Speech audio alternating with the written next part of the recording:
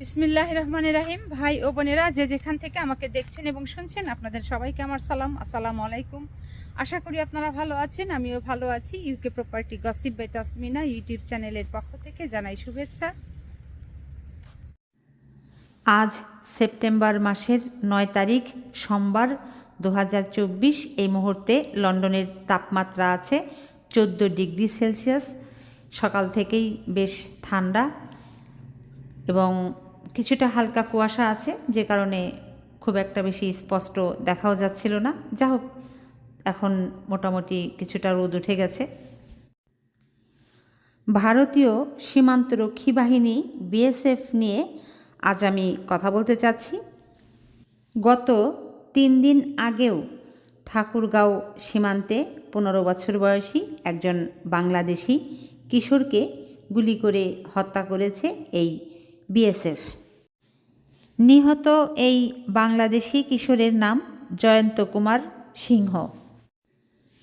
এখানে একটি বিষয় আগেই আপনাদের সাথে শেয়ার করে রাখছি, সেটা হলো যে ভারতের সাথে কিন্তু যে শুধু বাংলাদেশের সীমান্ত তা কিন্তু নয়। এই ভারতের সাথে চায়না, নেপাল, বার্মা, পাকিস্তান এদের সাথেও কিন্তু সীমান্ত আছে।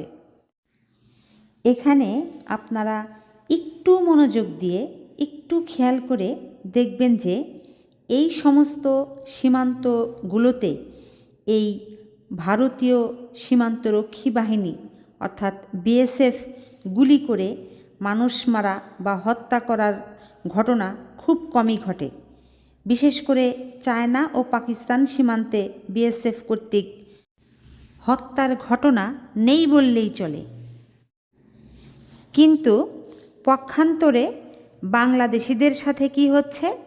বাংলাদেশের প্রত্যেকটি বর্ডারে এই ভারতীয় সীমান্তরক্ষী বাহিনীরা, বিএসএফরা নির্বিচারে গুলি চালিয়ে একের পর এক মানুষ হত্যা করে যাচ্ছে, বাংলাদেশিদেরকে হত্যা করে যাচ্ছে।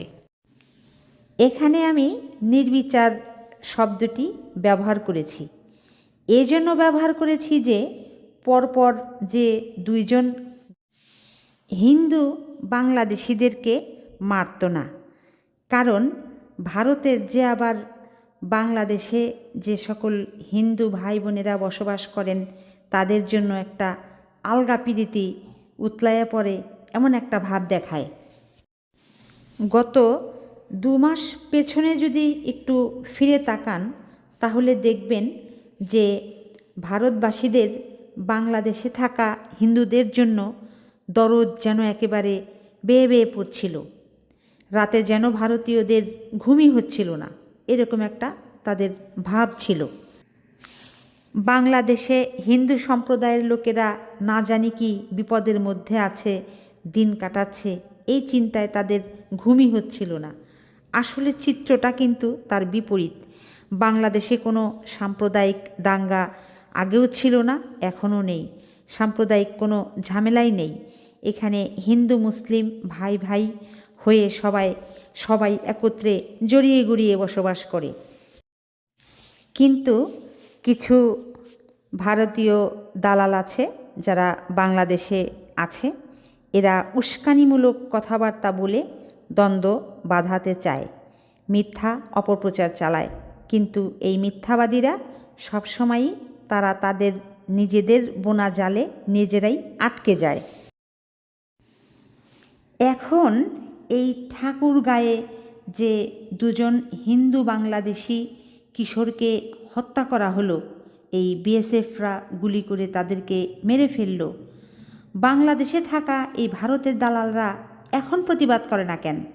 আওয়াজ তুলে না কেন? ভারতের বিরুদ্ধে কথা বলে না কেন? শুনেন, বাংলাদেশি হিন্দু ভাই বোনেরা যারা আছেন, বাংলাদেশে যারা বাস করছেন, একটি কথা মনে রাখবেন, ভারত কখনোই বাংলাদেশের মানুষের বন্ধু ছিল না, এখনও তারা বন্ধু নয়। বাংলাদেশের মানুষের প্রতি এই ভারতীয়দের সত্যিকার ভালোবাসা কোনো দিন ছিল না, নেই। এই ভারতের ধান্দা এখন একটাই, কিভাবে বাংলাদেশকে গিলে খাবে, গ্রাস করবে। পৃথিবীর মানচিত্র থেকে বাংলাদেশের নাম মুছে ফেলতে চায়।